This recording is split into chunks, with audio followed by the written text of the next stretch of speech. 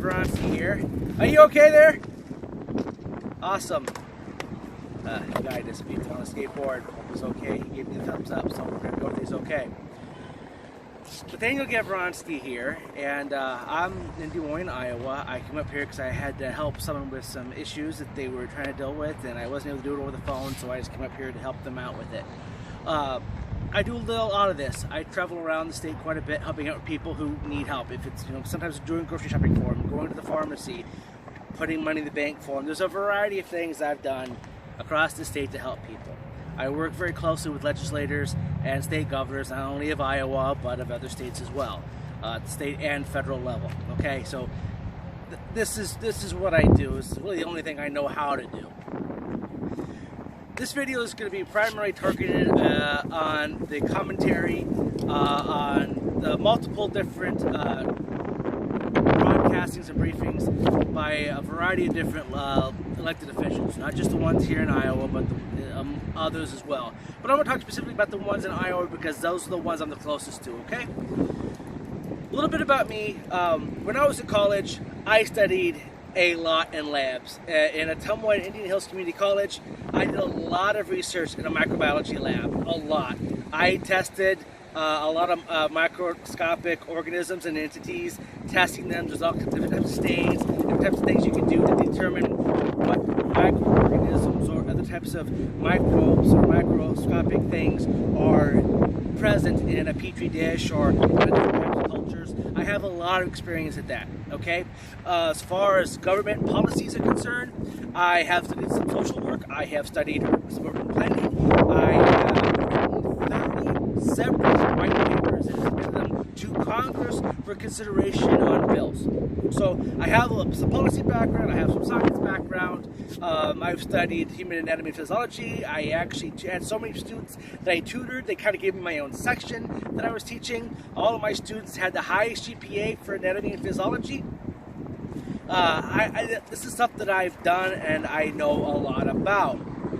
I do not know everything. I do not know more than some of the experts that are giving these elected officials the information that they're using to determine policy. But what I am pretty sure of is that I know more about it than you do. Now, does that make me an expert on everything? Absolutely not. I would hate to be this young and know everything because I'd be really bored for the rest of my life. However, there are a lot of people who seem to think that they know absolutely everything about everything, and I guarantee you, you don't. I don't care if you are a Republican or a Democrat, there's no way you know absolutely everything, and that's the reason why government administrations have a lot of people who work in different aspects of the departments. That's why there are different departments at all. You have the Department of Education, the Department of Health and Human Services, you have different types of boards, different advisory councils, okay? There's a lot going on here, and if any one person was an expert in absolutely every single one of those fields, they wouldn't be holding public office. They would be in their billionaire mansions enjoying the life away from all of you people, okay? So governors and Congress members and senators and presidents, they have a team of people that they work with. Now, these teams are specialized in specific areas: health, economy, urban planning, different types of things, transportation, international diplomacy. The governors, the presidents, the elected officials, the members of Congress, the senators, the state legislators, different people, different agencies, they compile that information and they have to be mindful, mind you, of the economies, the education, the health and human services, the transportation aspects, the markets, the commerce, the retirement plans. They have to be mindful of all of these things at once. They don't have the luxury of concentrating on just one aspect of anything, okay? What makes a policy maker is the ability to have good people in the right places that are able to give you accurate and timely information for you to make policy that will have an impact on economy, education, health, mental health, infrastructure, the markets, the ability to have commerce. All of that stuff matters. and they have to balance all of that out, okay? And so when everyone's on all of these briefings and they're slamming the presenter, and I don't care if it's Governor Kim Reynolds of Iowa or Andrew Cuomo of New York, even if it's Bill de Blasio of New York City, okay? They're not the ones specifically making all the decisions based on just what they think. They're making these decisions based on real-time information for their specific localities. Now, Andrew Cuomo talked about in one of his briefings how New York City and upstate New York are two different entities, and shutting the whole state down based on what was going on in New York City was probably not the smartest plan or thing that he could have done. And so now he's trying to work with Connecticut and Pennsylvania and Massachusetts and New Jersey on what is the proper balance, because what's good for Trenton and good for Newark are two different things primarily, okay? So governors have to be mindful of not just one aspect of their states, or just one part of their states, or just one aspect of what they govern.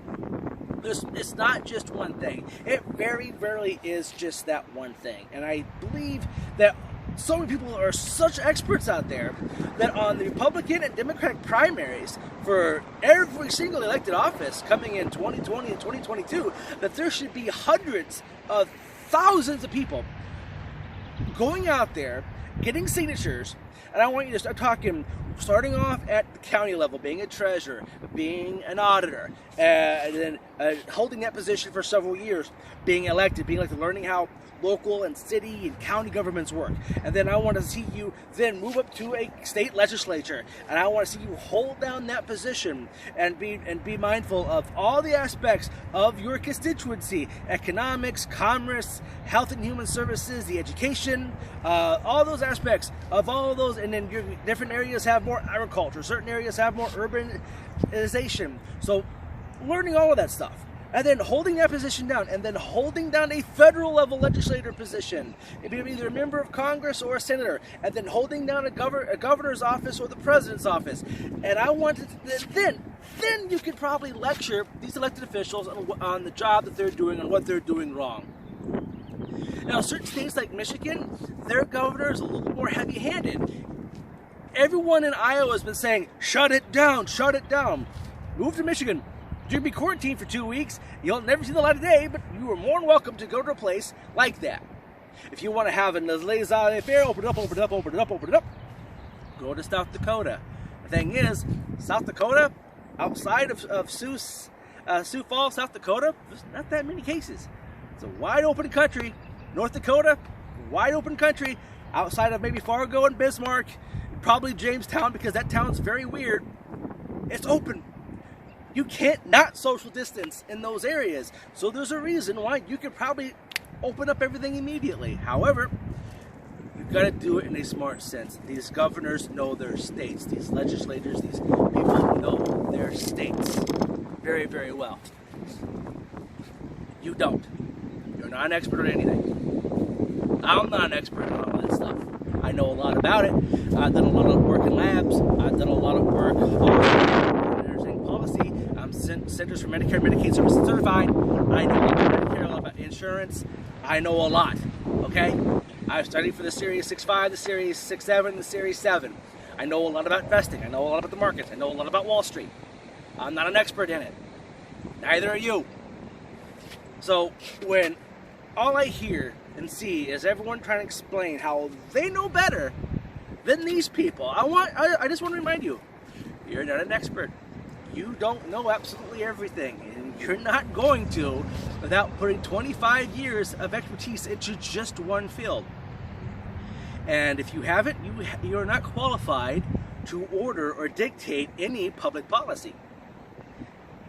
These governors, these legislators, they're taking information from experts and they're getting second opinions. We've already had to get a second opinion on the initial models and forecast. They were way off. They were way off. You know, they're projecting now that it might only be 70,000 nationwide deaths from COVID-19, down from the hundreds of thousands of people dying in just New York City alone, all right? It's not the reality, so you have to reassess and re-look at all the information as you learn about it, and that's what these people are doing. Give these people the benefit of the doubt. If it's Andrew Cuomo of New York City, or if it's Kim Reynolds of Iowa, Kristi Noem of South Dakota, Governor DeWine in Ohio, who I actually got to participate in one of his briefings when I was in Columbus a couple of weeks ago. Very nice person, very, very informative, but he was getting his information from other experts and then talking about it. You guys got to lay off. You're not experts. You're not going to be experts. I'm not going to be an expert. I'm just calling out BS when I see it. And if you're not going to give these people the benefit of the doubt, then stay off the airwaves. Because when was the last time you made anyone's life better? I'm out here helping someone who had no ability to help themselves. I do that not just in Des Moines, but I'm doing that in 4 different states. To where I'm contacting legislators, either state or federal, helping people maneuver going through Social Security's website, Medicare, Medicaid services, helping people deal with different types of homelessness in New York City. What have you done? Please, by all means, tell me what you have done to make the world a better place. Because I know what Kim Reynolds is doing, I know what Andrew Cuomo is doing, and even somewhat Bill de Blasio. You don't hear me complaining about all the things that Bill de Blasio is doing. He has access to information that I might not have. I don't think he's the greatest mayor of New York City, far from it. I don't think Andrew Cuomo is probably going to go down as the best governor of New York. His father maybe, but no, maybe. I think Clinton's probably better. I do think Kim Reynolds will go down being one of the best governors in Iowa history, and I've studied all of them. These benches are on the Capitol. They're dedicated to a different governor of Iowa, and I've researched them all, from all their backstories and all everything. I think that's legitimately, do your research. I think you'll agree that she's probably going to be one of the best governors of Iowa. All the legislators, either the 3 Democratic seats and the 1 Republican seat we have in Congress, Abby Finkenauer, David Lopsack, Cindy Axne, and Steve King. I think the Democrats could have acted faster. I think they should have acted faster. But, I can't say that they're absolutely ignoring people. I've communicated with all of their offices. I've communications with the Vice President's office with things that I think would be helpful. They've responded, and if you're a state legislator, you probably have been carbon copied on those emails. You probably have seen the response. If you haven't, I'll gladly share them with you. For everyone else, put down the keyboard, read a book. There's a lot of books. You ask me for recommendations. I'll give you 10 recommendations of good books to read. I've got a lot of them. Go walk your dog. Don't play with your kittens. Do something. There's more to life than politics. Ben Sass wrote a pretty good book about it. I liked it. He gave me a signed copy. In fact, maybe I should make you all read that. There's more to life than politics. There's more things that bring us together than keep us apart. And it's a nice day outside. Put down the phone, put down the tablet, wherever you're watching these things on, and keep your social distancing rules. No groups more than 10 people. Wash your hands. If appropriate, have PPE. Don't be taking hospital stuff. Be nice to your neighbor. If your neighbor is over 65, has underlying health conditions, has diabetes or something like that, ask him if he can go do a shopping. Then you leave the groceries on his porch step. Have him write your check and have him put it in an envelope, and you can download it to you on your phone to deposit into your account for the money he owes you. There's a lot of options. Go for a bike ride in a secluded area. This is Iowa, not Michigan. If you live there, if you want a complete shutdown, like I said, the quickest way to get there is you get up on the Interstate 80, you lock your doors, you roll your windows up, you make sure you go before you get in the car, you drive east till you get past Chicago, and it'll be a sign that says 94, take 94, you take 94, you take you straight into Michigan. If you keep going, it'll take you right to Detroit. Have fun, all right? Heard Detroit's nice this time of year. Actually, it is quite nice this time of year. You should go to Canada up to the Ambassador Bridge, but that's a whole other story. If you really want that, that's how you get there. If you want completely laissez-faire and not worry about all this stuff, quickest way to get to the Dakotas is I-35 or 29 north, so you can take 80 to get to either one of those, or wherever you get to. Anyway, you take 35 or 29 all the way up. You want to go to South Dakota, you take 90. If you want to go to North Dakota, you take 94. Take you into the Dakotas.